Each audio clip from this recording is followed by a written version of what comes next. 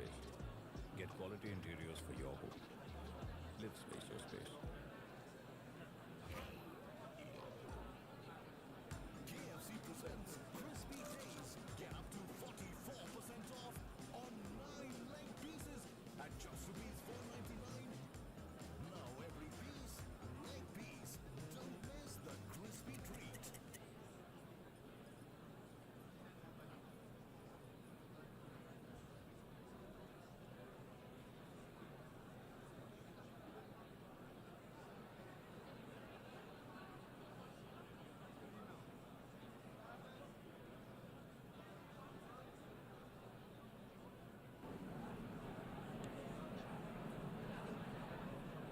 Shall we begin? Yeah.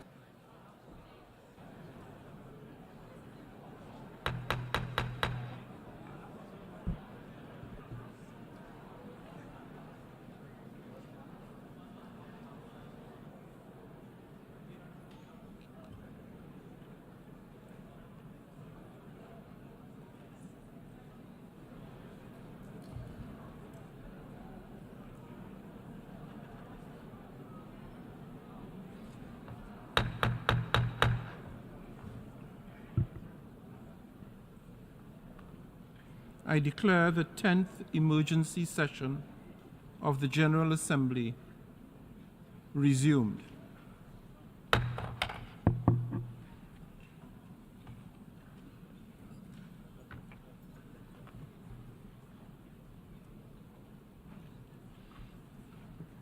Members will recall that in paragraph 17 of its resolution ES 10/20 of 13th June 2018, the Assembly decided to adjourn the 10th emergency special session temporarily and to authorize the President of the General Assembly at its most recent session to resume its meeting upon request from member states.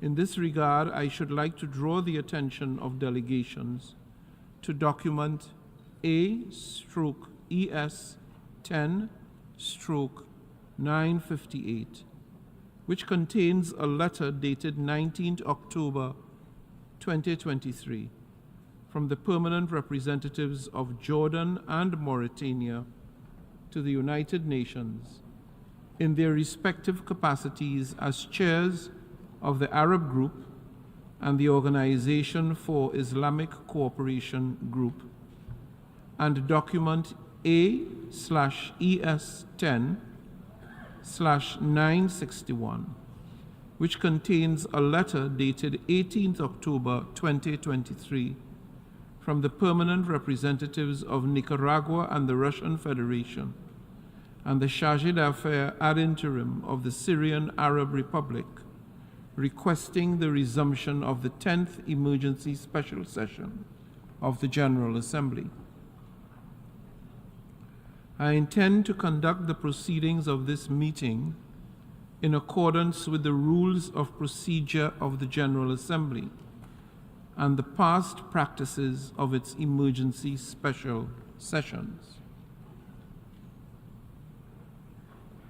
In accordance with Rule 63 of the Rules of Procedure of the General Assembly, the President and Vice Presidents of the 68th session shall serve in the same capacity at the resumed 10th emergency special session.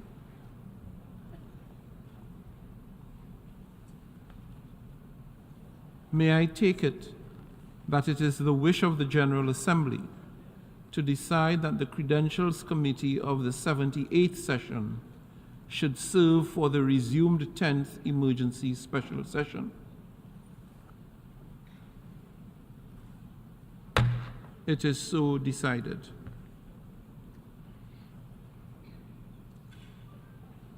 In keeping with established practice, I should now like to invite the attention of the General Assembly to document A/ES 10/959 concerning member states that are in arrears in the payment of their financial contributions to the United Nations within the terms of Article 19 of the Charter. May I take it that the Assembly duly takes note of the information contained in this document? It is so decided. In this connection, may I further take it that it is the wish of the General Assembly to follow the provisions of Resolution 78/2 of 5th October 2023, by which the Comoros, Sao Tome y Principe, and Somalia are permitted to vote in the General Assembly until the end of its 78th session, and also allow these member states to vote at the 10th emergency special session. It is so decided. The General Assembly will now resume its consideration of Agenda Item 5, entitled Illegal Israeli Actions in Occupied East Jerusalem and the Rest of the Occupied Palestinian Territory. The President will now deliver a statement.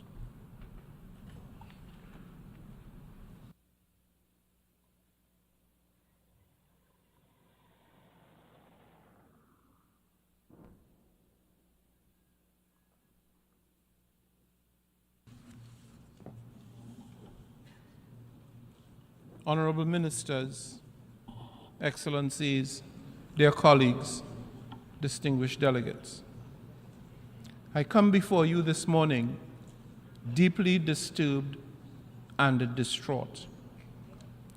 Only this Tuesday, we mark the anniversary of the United Nations Charter, the day on which our organization was founded out of the ashes of the most heinous crimes against humanity in history.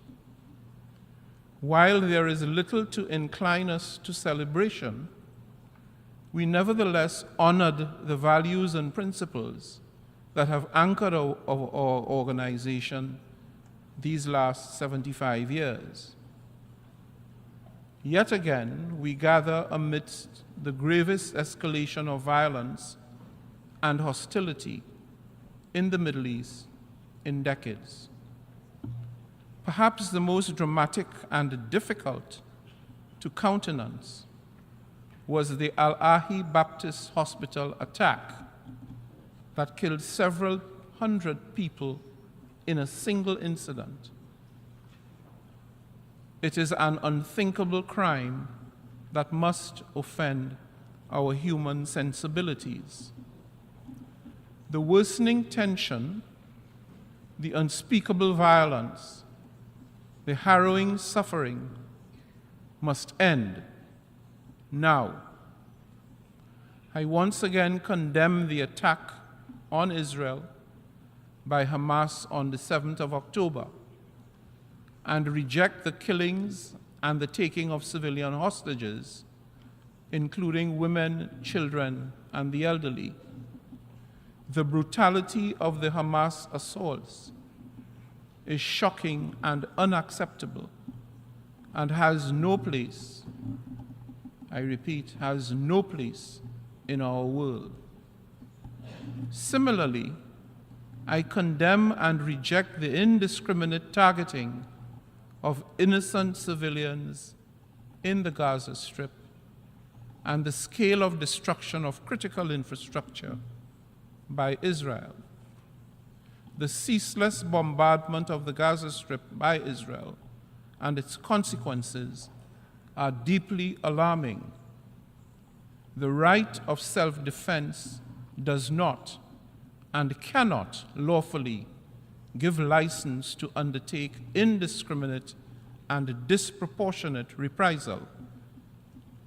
Thousands, especially children, women, and the elderly, are being killed, injured, maimed, and forcefully displaced, and hospitals are running tragically low on basic medical supplies. the rules of war dictate that on the ground, civilians and civilian installations must always be protected at all costs. And here, in this august chamber, our preeminent priority must be to protect and to save civilian lives. It is also regrettable that among the appalling loss of lives are United Nations personnel upon whom this organization depends to provide and deliver critical humanitarian support and other services to millions of Palestinians in dire need. I express my sincere solidarity with all those who have lost their loved ones, their homes, and their sense of security or belonging. And I join the Secretary General in expressing my deepest condolences to the families of the 35 UN staff members who have lost their lives in the noble cause of humanitarian service. I also take this opportunity to pay tribute to the entire UNRWA staff and other humanitarian workers for their continued unwavering and heroic efforts under these very distressing circumstances. Excellencies, all parties to this conflict must abide by international humanitarian law and immediately create the necessary conditions to allow for an opening of humanitarian corridor to the Gaza Strip. We must ensure that urgently needed life-saving assistance reaches those in need, from the delivery of basic foodstuff to the safe passage of humanitarian aid, humanitarian and medical staff. Any action to the contrary, to deprive the people of Gaza unimpeded access to essential livelihood supply, would be a clear violation of their human rights and an affront to international humanitarian law. We, the United Nations, cannot allow our fundamental principles of human rights and of international law to be compromised. As the United Nations, we are obliged to uphold them without any conditions or reservations, and certainly without any exceptions. Over the years, the United Nations has conducted successful humanitarian operations that have had significant impacts. I am both appreciative of and encouraged by the Israeli cooperation that led to the successful passage into Gaza of some aid trucks from Egypt. But this is clearly a drop in the ocean of Gaza's 2.5 million inhabitants, almost half of whom are children. Excellencies, dear colleagues, at this juncture, the most immediate step is clear. The violence must cease and further bloodshed must be prevented. I call for the prompt and unconditional release of all hostages. I also call for an immediate, unconditional humanitarian ceasefire. And I also call for an immediate, unconditional opening of corridors of humanitarian assistance and relief. The only path to a comprehensive, just, and lasting peace is a negotiated two-state solution consistent with international law, the UN Charter, and relevant United Nations resolutions. A solution that fulfills Israel's legitimate needs for security and that fulfills the State of Palestine's legitimate aspirations for an independent state. I urge all parties, state and non-state, to set aside their animosities and focus instead on averting war through prioritizing saving lives. This means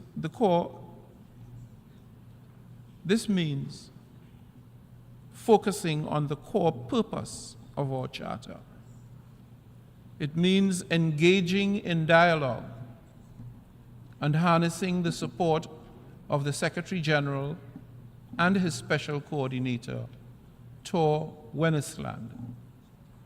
I also welcome international initiatives that focus on consensus building, spreading accurate and verified information, and putting an end to the violence and despair. Given the gravity of the situation on the ground, this cannot be just another business as usual session. I urge the membership to use today's session not to further fan the flames of hate, division, and revenge. Let us seize the opportunity instead to unify our purpose and our actions to save lives and to end violence. Let me assure you of my deep personal commitment to support any and all initiatives to this end. I thank you.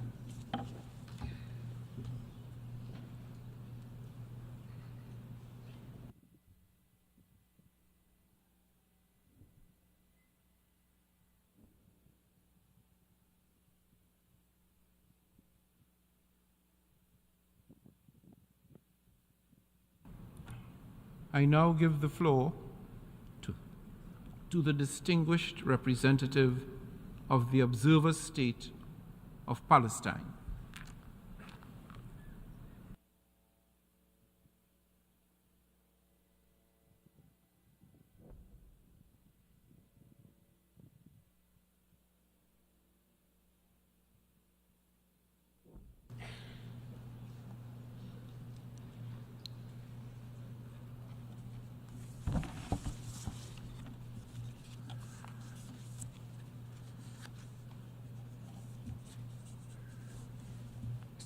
Mr. President, colleagues, let us all remember we are meeting here while Palestinians in Gaza are under the bombs.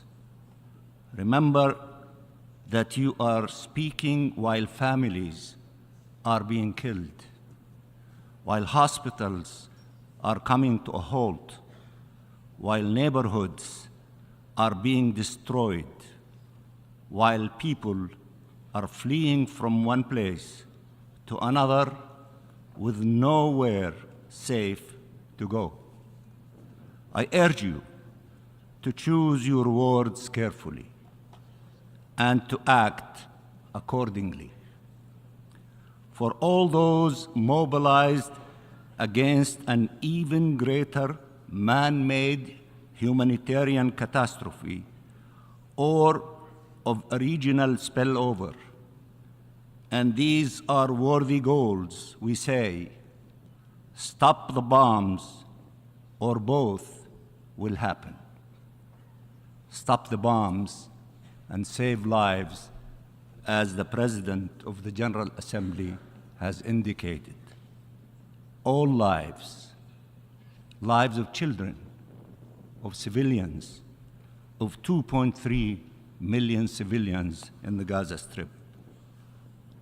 Mr. President, in Gaza, a father tells his daughter about the birthday he was planning for her and asks her not to miss it.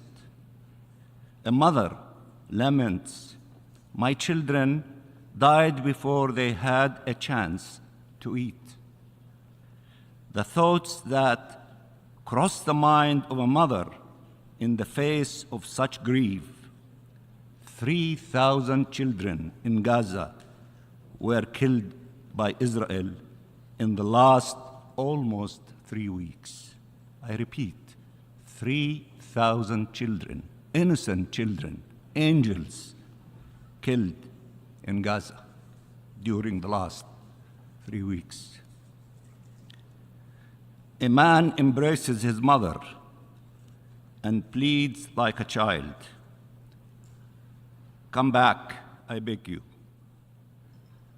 Come back, and I will take you wherever you want. He hugs her and can let go. But there is no time to mourn. More death is on the way. 1,700 women were killed by Israel in the last 2 weeks. A young man wrote, "We will not leave Gaza. We will only leave Gaza to join the heavens." A few days later, he did. 7,000 Palestinians have been killed by Israel in the last almost 3 weeks. 70% of all those killed are women and children. Almost all killed are civilians. Is this the war some of you are defending?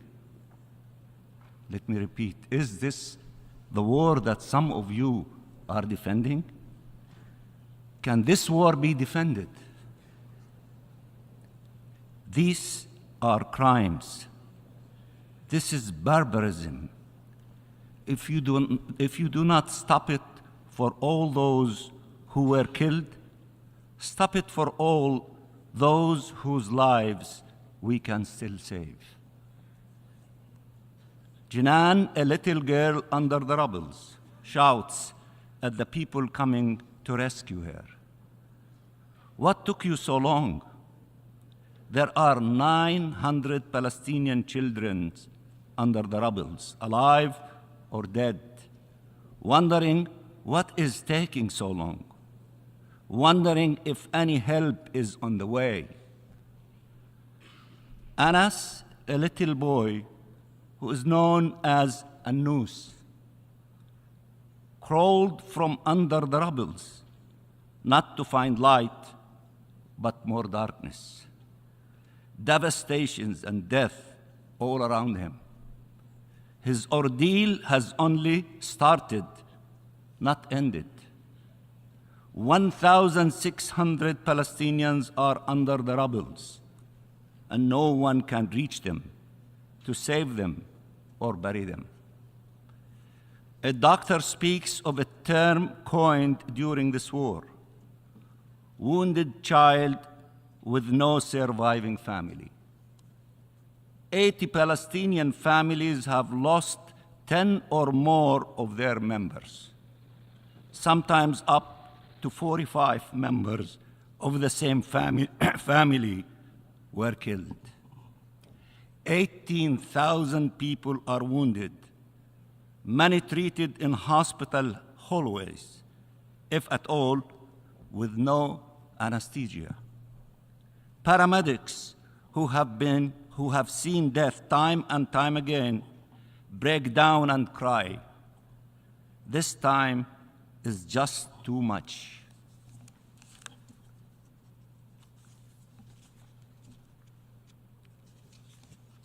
UN staff, humanitarian personnel, and doctors are standing their ground and paying the ultimate price for it. This memory is honored by some as if a natural disaster had killed them, not a UN member staff. As hospitals turn into morgues, doctors and patients alike wonder, is help on the way? Is help on the way? They are not listening to the explanations of some leaders on why the war has to go on. They just hear the bombs, They just feel the blast. They just face all this death trying to survive or to honor the pledge they took to save lives with no means to do so. People are ordered to evacuate. They look at their children. Should we head south? Will we be bombed on the way or once there? Should we go to a hospital courtyard, a UN school, a church, a mosque, sleep in our car in the streets? But bombs are everywhere. What choices do you make as a parent when there are only impossible choices, when death is everywhere, devastation is everywhere? A man stands in front of his house, turned into rubble yet another time. After a long pause, he asks, how do you bury a house? Israel has destroyed over 40% of all homes, making an entire population homeless and displaced, 1.4 million people, in the hope to forcibly transfer them outside the territory. The Israeli foreign minister came to the Security Council and said, this meeting should conclude with a clear message. Bring them home. For millions of Palestinians, there is no home to go back to. For thousands, there is no family left to embrace. Not by an act of God, but by the act of a government represented here in this chamber. He spoke of families and their pain. There is not a single family in Gaza that has not endured epic suffering. He told you horrible it was to kill civilians, just before justifying the killing of Palestinian civilians by the thousands. He spoke of the fear felt by people when rockets are launched. Israeli bombs have not spared a single square meter of Gaza. He believes the difference between civilization and barbarism is who is doing the killing or how they do it. He believes the laws of humanity and of our international law-based order apply to others but not to Israel. That they protect Israeli lives and allow the killing of Palestinians and taking Palestinian lives. He believes Israel can pretend it is abiding by the very laws it is breaching live on your TV screens and before your eyes.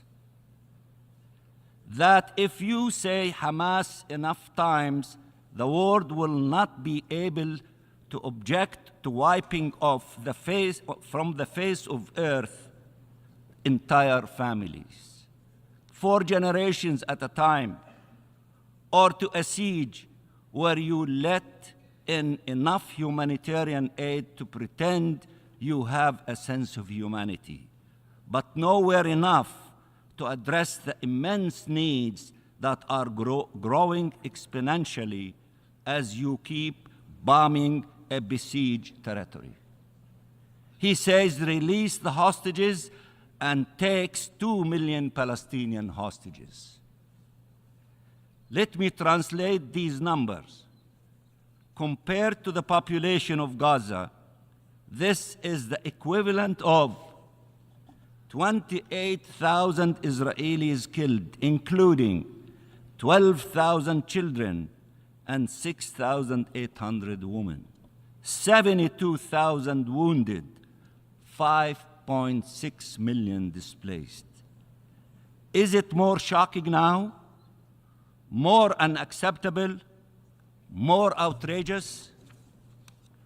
Why some feel so much pain for Israelis and so little pain for us, the Palestinians? What is the problem? Do we have the wrong faith? The wrong skin color? The wrong nationality? The wrong origin? Let me address all those who have, in these past few days, explained why one should not call for a ceasefire. How can representatives of states explain how horrible it is that 1,000 Israelis were killed and not feel the same outrage when 1,000 Palestinians are now killed every day? 1,000 Palestinians killed every day. Why not feel a sense of urgency to end their killing? Nothing can justify war crimes, crime against humanity, and genocide. Nothing can justify the killing of a single Palestinian child. Nothing. Nothing at all. Why not feel a sense of urgency to end our killing? Nothing can, as I said, justify war crimes. You are setting us back 80 years by trying to justify what Israel is doing now. How naive one has to be, or how hypocritical to pretend they don't know Israel is voluntarily killing Palestinian civilians. Who can believe that those killed by Israel are, for 70% children and women, and that entire families were killed while Israel is trying to minimize civilian death? They kill all of us, they kill thousands of us, and they say they are trying to minimize killing civilians. How would it look like if they were trying to maximize killing Palestinian civilians? If killing 7,000 is to minimize, killing 700,000 would be possible to maximize? We don't need you to offer us semantic reassurances about IHL and protection of civilians. We need you to honor these norms, not recall them only to justify their breach seconds later.